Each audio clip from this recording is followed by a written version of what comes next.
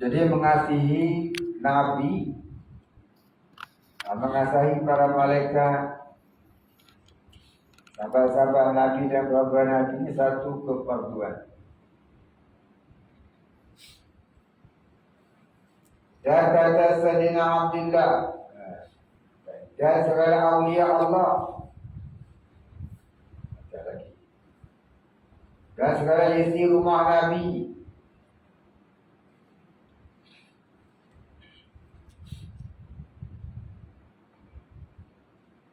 dan segala istri rumah Nabi dan segala keluarga Nabi. Tak boleh kita nak benci macam orang Syiah membenci Sayyidina Abu Bakar. Dan segala anak cucunya yang beramal akan amal yang saleh, dan segala awliya Allah dan segala orang yang salihin.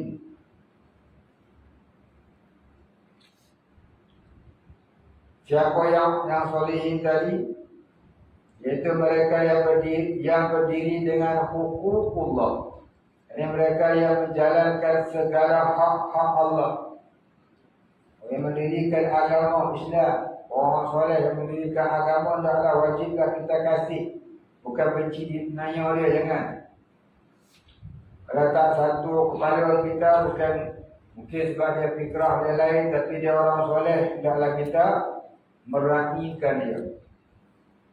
Bukan bermusuh dengan dia.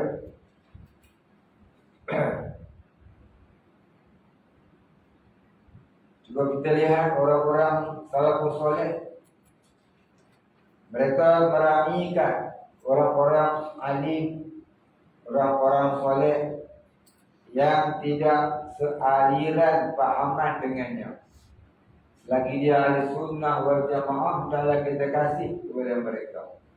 Tak boleh benci-membenci. Apatah lagi dia berdendam, kesumat, berhasad, dengki hingga mengkhianati. Macam kaum Khawarij yang mengkhianati ya sahabat-sahabat Nabi. Baik, Habib. Tu Wahabi ini, dia geng-geng Khawarij je tu.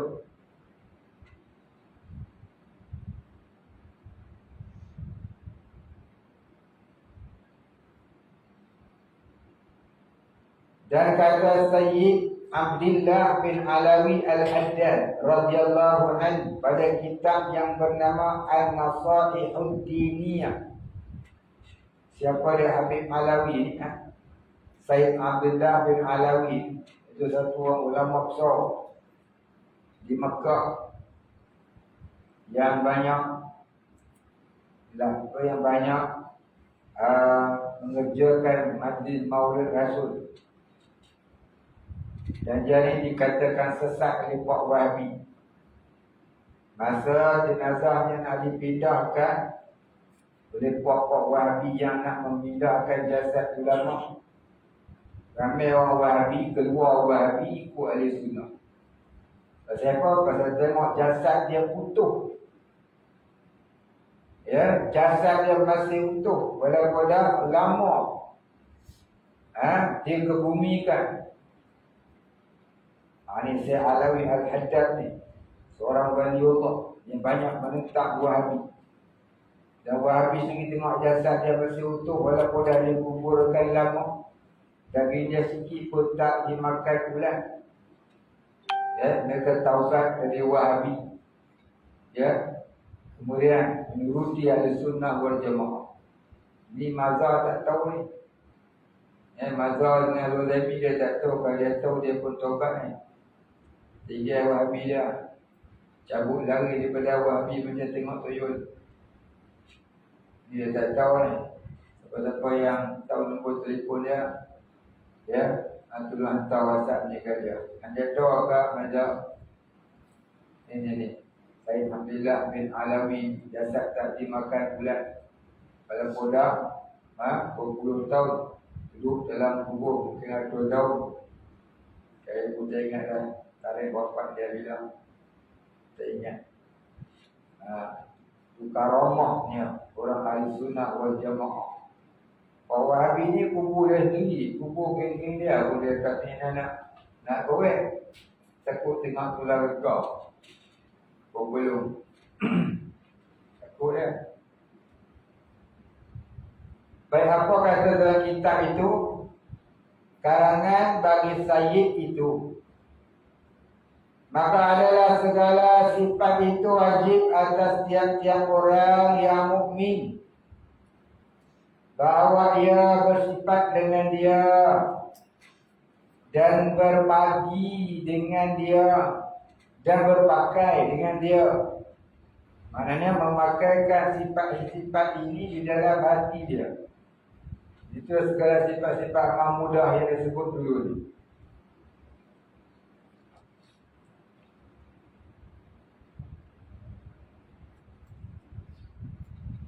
Iaitu segala sifat yang telah disebutkan dia pada kitabnya itu. Dahulu sedikit daripada katanya, maka adalah segala sifat itu.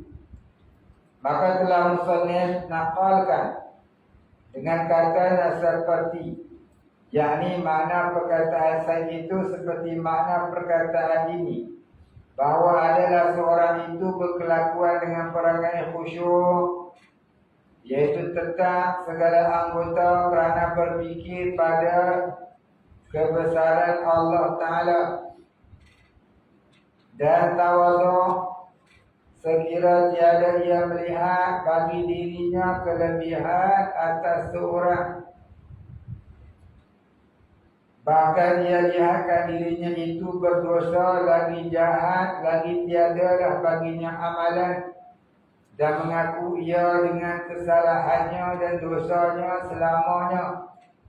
Maka tawadhu itu maknanya iaitu merendahkan dirinya. Maka iaitu suatu nikmat yang besar yang tiada dihasratkan dia atas seorang. Dan setengah daripada tiada dihasrat di mana? Tiada dicemburui. Orang tak beriri hati dengan sebab tawadhu. Kita kalau tawadhu, orang tak beri hati dah. Melainkan memang dia tu musuh Islam. Kalau dia tu musuh Islam, memang dia tak suka orang tawadhu. Dia tak cakap, tak besarkan diri. Cakap tak melebih-lebihkan diri. Cakap tak mendabik dada. Hanya kata orang tawadhu. Hati dia pula memandang orang lain lebih baik pada dia. Kalau dia tengok budak, dia rasanya budak tu lebih baik pada dia sebab budak tu dosa tak banyak. Dia masih muda. Kalau dia tengok orang tua dia rasanya orang tua ni lebih baik pada dia. Pasal apa? Dia orang tua tentu amalnya banyak. Dia tak nampak. Ya, tapi dia amal banyak. Pada tua dia tak tahu. Walaupun dia tak nampak, kita tak tahu bang. Mana tu kat rumah dia beramal siang malam, keluar dia pakai topik koboi. Dia rasa orang tu lebih baik pada dia. Kalau tengok orang soleh, tentulah dia rasa orang tu lebih baik pada dia sebab orang tu soleh. Kalau dia tengok orang soleh, orang jahat, dengan beregel-beregel, dengan tatu kat tangannya, dengan seluar pendek ni nampak paha, bulu paha dekat tengah kaki. Dia rasanya orang tu lebih baik pada dia. Mana tahu kalau dia taubat nasuha, kemudian dia mati diterima taubat, barangkali dia masuk syurga. Aku ni tak tahu lagi. Aku ni tak tahu lagi. Dia rasa orang tu lebih baik pada dia. Dia tengok orang miskin, dia rasa orang miskin lebih baik pada dia. Pasal apa? Orang miskin 500 tahun dahulu masuk syurga daripada orang kaya. Orang miskin yang soleh masuk syurga terlebih dahulu 500 tahun sebelum orang kaya yang soleh. Dia tengok orang kaya pula, dia rasa orang kaya terlebih baik pada dia. Pasal apa? Tentu dia ni banyak amal ibadah, maka Allah murahkan rezekinya. Dia tak ada nak bersekar pun. Ini sambung orang punya duit ke apa? Kaya dengan ni. Tu kita. Itulah ciri-ciri orang soleh. Ya. Baik, jadi orang soleh ni, orang yang tawaduk tu anak. Dia nampak orang lain lebih baik pada dia. Kalau orang menginaya dia rasanya orang terlebih baik pada dia. Sebab barangkali orang tu nampak kejahatannya, sebab tu dia nak nanya kita. Tapi kalau betul-betul dia nak inaya sebab kita buat Islam, maka itu kita serah pada Allah. Kita serah pada Allah. Biar Allah yang mengatur orang itu. Baik. Jadi itulah tanda-tanda orang tawaduk. Kalau dengan orang kafir jangan duk tawaduk. Dengan orang kafir tak boleh suruh tawaduk. Kita dengan orang kafir bertawaduk. Dengan orang Islam kutu Brahma. Kutu Brahma tu. Samsing dengan orang Islam. Dengan orang kafir tunduk, patuh. Tawaduk. Dengan orang kafir kenapa? Kerana takabbara ma'al mutakabbirin, kata Imam Syafi'i. Takaburlah kamu dengan orang yang takabur. Ini takaburlah kamu dengan orang yang takabur dengan Allah. Orang yang takabur dengan Allah ni siapa? Orang-orang kafir, orang musyrik. Atau orang kafir ni kita kenal takabur, kena rasa besar. Pasal dia takabur dengan Allah. Ada pula orang kata mana tahu kafir lagi dia masuk Islam tu sat lagi kita tahu tak. Belum tu tak boleh. Sat lagi dia masuk Islam maka kita tahu tak dia. Sebelum dia masuk Islam tak payah. Tak disuruh. Nak berbaik sangka dengan orang Islam. Ini dengan orang Islam jahat sangka, dengan orang kafir dan baik sangka. Ada puak lagi tu ada awal lagi. Baik, habis.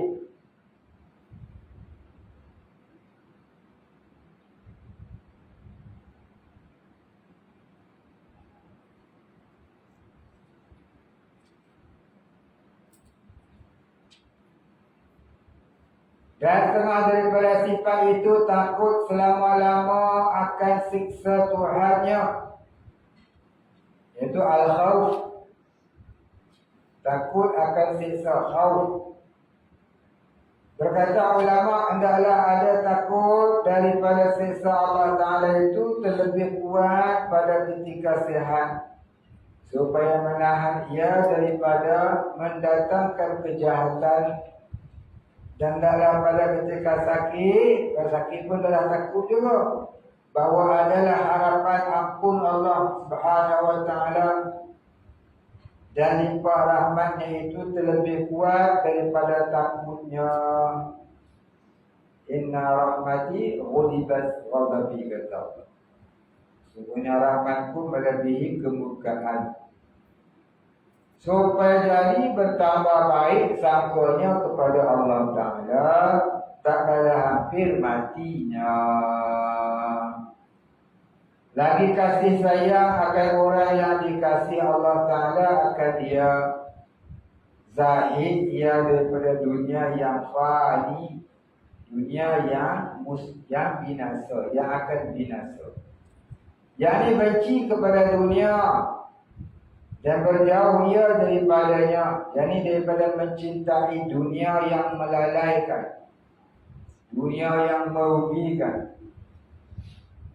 Dan kata setengah ulama, zahid itu meninggalkan kesenangan dunia kerana berbimbang dengan menuntut kesenangan akhirat.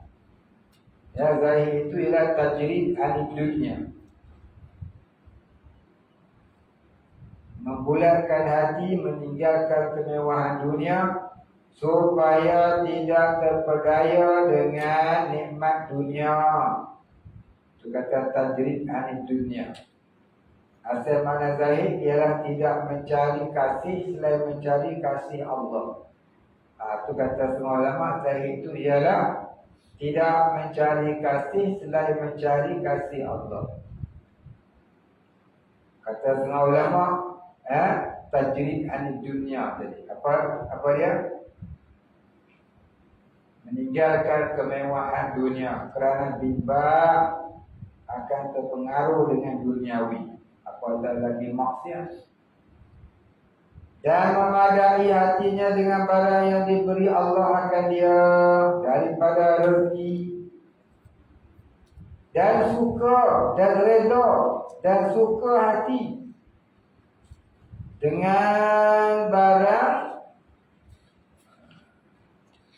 dijadikan dia oleh Allah Ta'ala habuan rezekinya. Rasa cukup dengan apa yang ada, cukup dengan apa yang ada ni rendah lagi, redha lebih tinggi. Rasa cukup dengan apa yang ada tu namanya qanaah. Segala redha ni jadi lagi tinggi pada qanaah.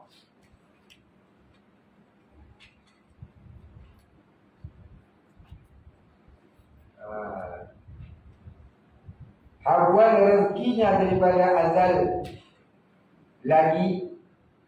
Maknanya dia rasa cukup dengan apa yang Allah Ta'ala kurniakan kepadanya kerana takdir Allah itu baik, takdir Allah itu pada azali lagi. Dan menampakkan akan barang yang ada lebih daripada belanja yang wajib atasnya. Maknanya kalau dia ada lebih, harta lebih, dia akan infak fi sabilillah.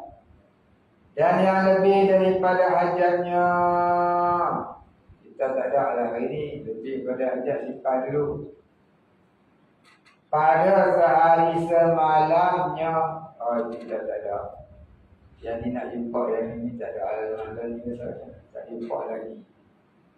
Yang dua ada, dua simpan duit, banyak-banyak. No? Daripada yang ada pada tangannya, yang ni daripada hartanya dan miliknya. Ada seorang sahabat Nabi, dia pagi dia berniaga, tengah hari dia untung, petang pun balik modal balik. Besok macam tu juga, pagi dia berniaga,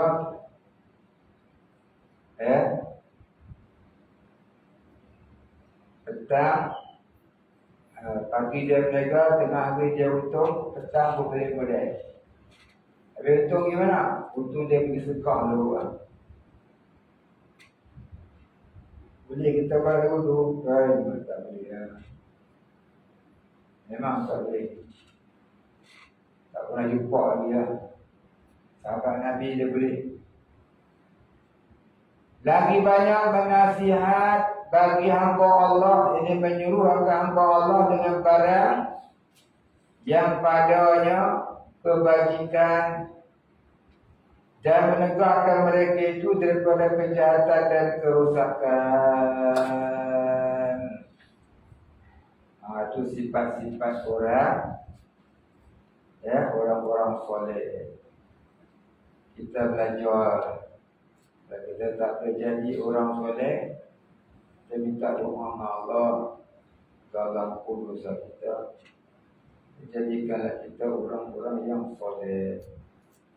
Allahumma ja'alna minas salihin waj'alna minal muqarrabin waj'alna minas siddiqin. Allahumma ja'alna minas salihin waj'alna minal muqarrabin waj'alna minas siddiqin. Mudah-mudahan Allah Ta'ala ampunkan dosa kita dan dipilihnya kita sekurang-kurangnya di hujung-hujung umur kita.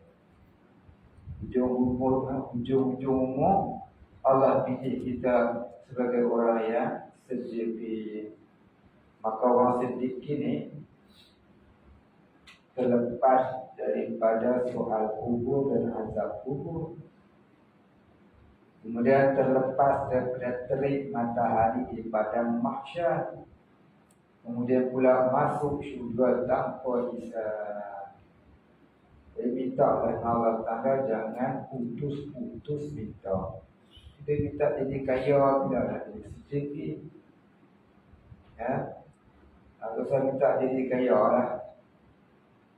Kita tidak kotor, minta kaya. Nanti dah kaya lagi kotor. Kita hati dah kaya dengan dosa. Bertumpuk dengan bekas-bekas asal. Bekas dosa-dosa syirik hobi dan sebagainya.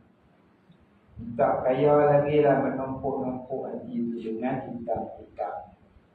Jadi bila nak jadi orang soleh, belajarlah minta Allahumma ja'alni, Allahumma rzuqni, Allahumma rzuqni kalau surah rizqan miskinan tayyiba.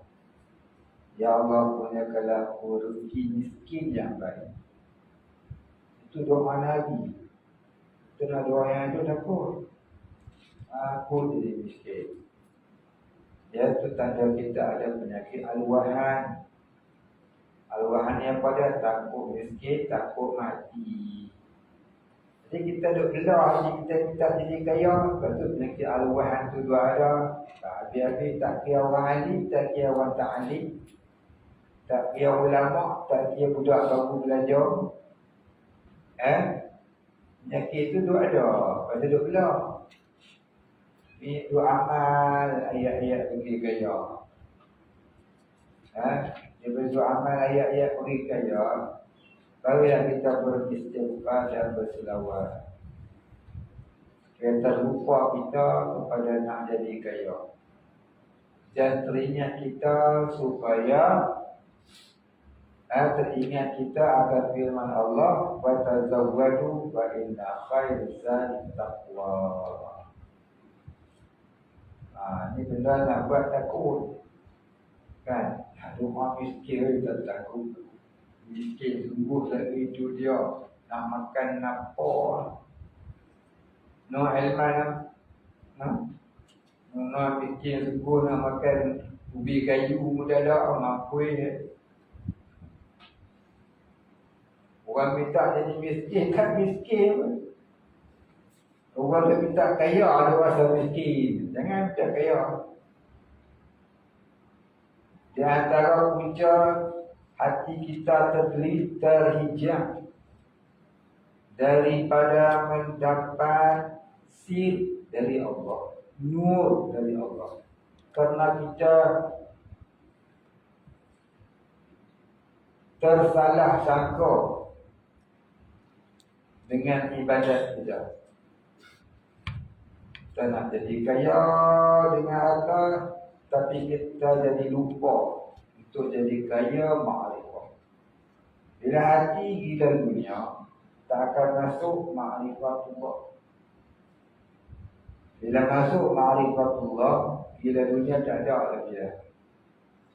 Itulah sebelum nak hilang, itulah dia nak kena putus hati.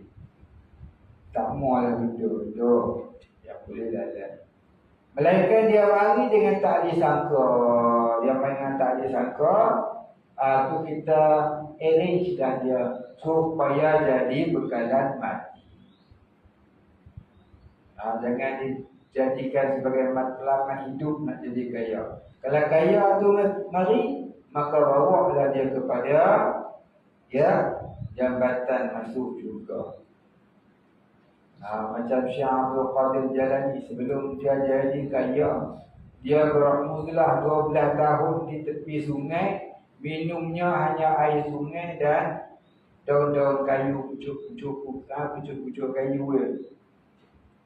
Ini Syekh Abdul Qadir Jalani. Tapi bila dia menjadi waliullah, harta mengejar dia sampai dia mempunyai 99 kapal kargo. Dan dia mempunyai gudang letak barang harta dia 7 ekor unta bawa anak kunci.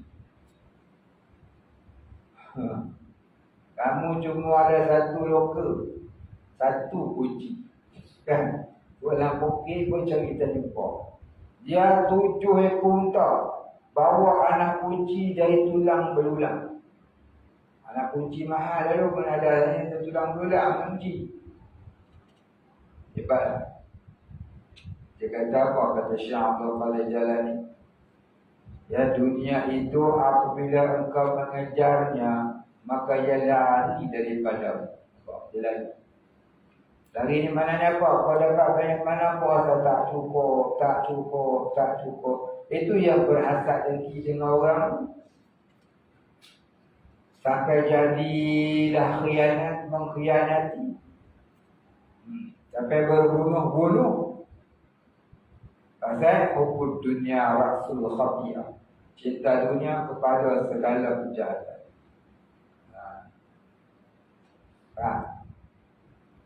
Begitu.